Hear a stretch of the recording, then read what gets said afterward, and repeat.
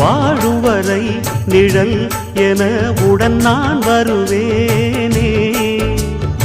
ஏழ் பிறப்பும் உயிர் துணை உனை நான் பிரியேனே.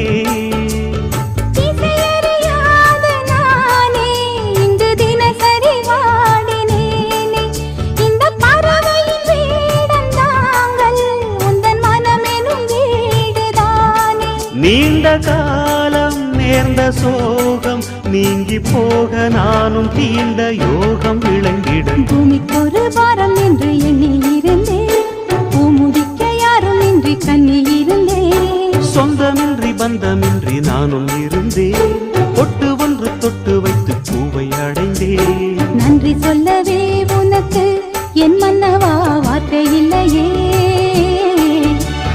தெய்வம் என்பதே